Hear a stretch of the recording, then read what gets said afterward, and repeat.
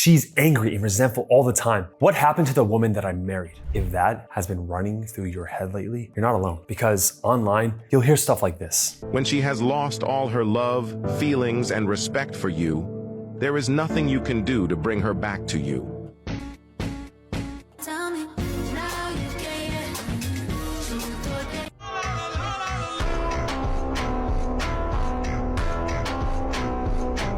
Seeing enough of these online, and I wouldn't blame you for losing hope completely and thinking that the only option is separation. But here's the thing, it does take work to get that love and intimacy back. But it is a simple process if you know what to do. So in this video, I'm gonna prove it by breaking down the hidden root of her resentment, plus the exact shift that gets her to stop pulling away and start respecting you again. I can't wait to show you a client in our program who used to have mini panic attacks when he heard his wife's footsteps come from the other room. And that's because he didn't know if she was gonna be an angel or a, well, you know, right? And so what he did to get her to turn her resentment and disrespect into a deeper connection and admiration for him that they've never even had before was simply amazing. My wife was heavy in a resentment stage at this point. Like we'd probably had a kiss that morning before I had gone to work, and then, you know, it was just this staggering regression where everything came pouring out. So when you watch to the end of this video, you'll get a 3-step system that men have used to earn back not only her respect, but her desire, her softness, and most importantly, her trust. So let's jump in. Now I'm gonna start this video by ripping off a band-aid. If you're looking for a push-button solution and approach to remove resentment, I'm gonna level with you. Can't talk her out of all that. But you can change what she feels around you by how you move, by how you respond, and how grounded you are. And it all starts with a pattern that's invisible to a lot of men. Until you unearth the root cause of her resentment, everything else that you try will feel like a temporary fix. So let's talk about the hidden ledger. I want to share a story about Glenn. When he first met Victoria, he thought he died and gone to heaven, right? They clicked just instantly. She was sharp, playful, confident, and he couldn't stop thinking about her every single moment of every day. Not just in his head, but he felt her in his heart. You know the feeling, right? So of course they got married. They had 2 beautiful daughters and built a life together. And then that life started to crack. The stress just added up, more work, unfinished household projects, trying to balance more time with the kids. You understand the whole scenario. So they started arguing bit by bit, more by more fights that lasted a couple days longer. I mean, it was small stuff, of course, at first, you know, the chores, schedules, the tone that was being used, but then it got heavier. The fights would blow up. I mean, one of them would eventually storm out. And those breaks to cool down, they started turning into silent spells that lasted sometimes a whole week. Now, Glenn tried to fix it the only way he knew how, being agreeable with her. So he would say things like, you know what, you're right, I'll work on that. He thought he was taking the higher road. You know, what would Jesus do in that scenario? I mean, sometimes he meant it, of course, he did let it go. But most times, deep down, he felt disrespected. And they should have done something. He should have said something how he really felt. He wasn't trying to lie, just the man had a full plate already. You know, the deadlines, the diapers, the dinner. He didn't want to add the stress with his wife on top of that. But slowly, something started to change and transform in her, this alchemical process. She stopped looking at him the same. That spark in her eyes was gone. She would come home and go straight to chores and tasks instead of greeting him. She wasn't playful, she was guarded. I mean, half the time, it felt like she couldn't even stand to be around him. He couldn't make sense of it. I mean, in his mind, he hadn't done anything that bad. I mean, nothing to deserve that kind of cold demeanor from her. But that's what made it so hard to actually see. You see, resentment doesn't show up overnight. It builds quietly. There's a mispromise here, a lazy apology there, repeated emotional checkouts over time. This is what I call the silent scorecard. Your wife might not say anything in the moment, but she remembers. She remembers when you said you would step up and didn't. She remembers when you made her feel like a burden instead of a priority. She remembers when you pulled away instead of showing up. Each time, it's like this mini cut. Now, one by itself, it won't break the marriage, of course, but enough of them over the years in the same spot. Now there's this gaping wound where the smallest of issues just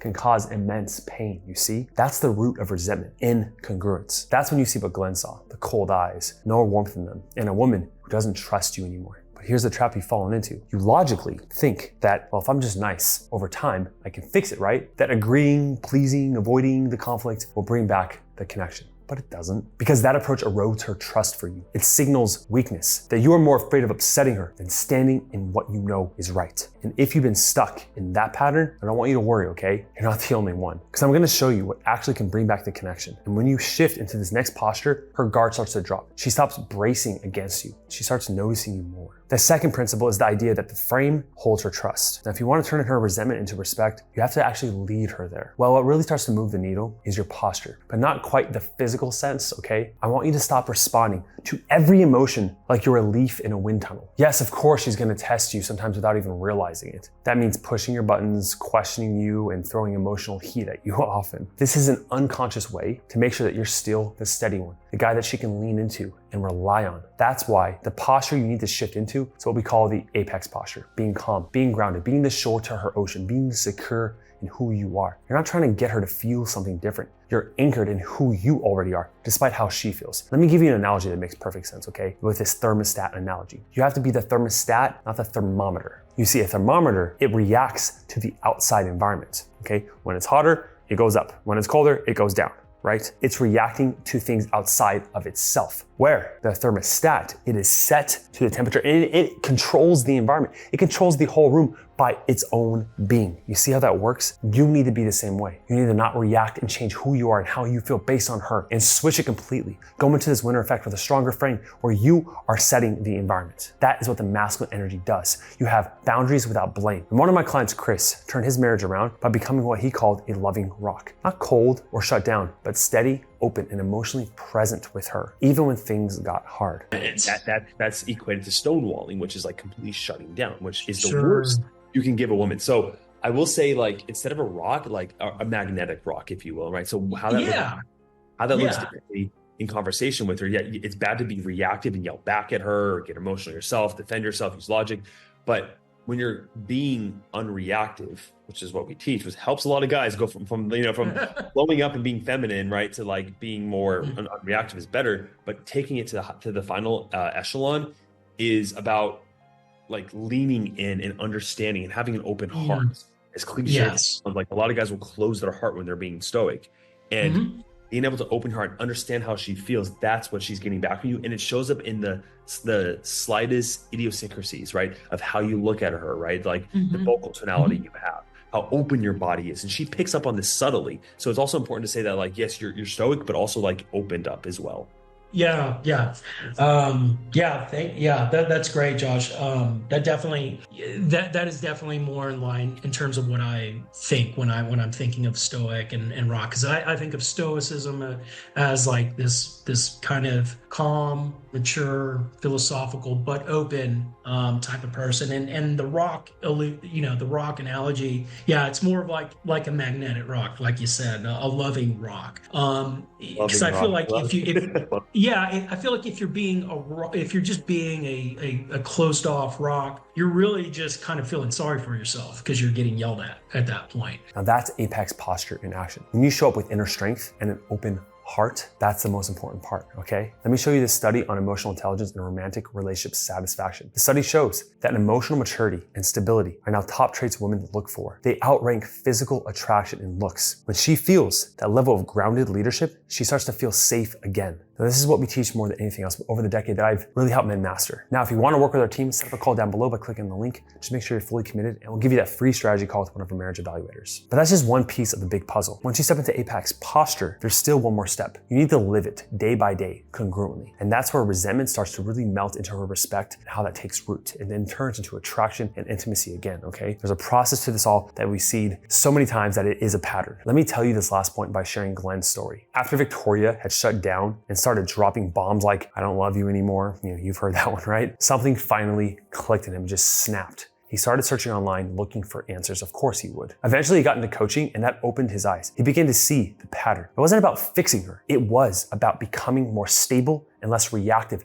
to every little emotion that she had. You probably heard this, but she said, I can't trust your words anymore. So he had to stop explaining. Logic wasn't working. Instead, he pulled back. He pulled back the plans and the promises. He got quiet and he focused on himself. He started getting up early. He knocked out the dishes more consistently, not to get a reaction from her. That's a covert contract, because he wanted to take care of his own environment. That was the goal he set for himself. When she got cold or sharp, he didn't take the bait, like this one night where she really snapped at him after dinner. She said to him, it would be nice if you actually help with the kids instead of pretending everything's fine. Now, the old Glenn, he would have fired back saying something like, I do help, you just don't see it. Or worse, he would just shut down completely, maybe go in the other room. But this time, he looked at her, steady and calm. And he simply said to her, I get it, you feel overwhelmed. And I haven't actually made things easier. And then he just went back to cleaning up. No defensiveness, no taking it personally, just pure presence. He also picked up his old journal again. He started running 3 times a week. He started going to the gym, picking up new hobbies, hanging out with old friends that he used to always hang out with. The men that reminded him of who he used to be when he was in his prime. And for the first time in years, it took a little while, but he felt so just grounded and on top of his game.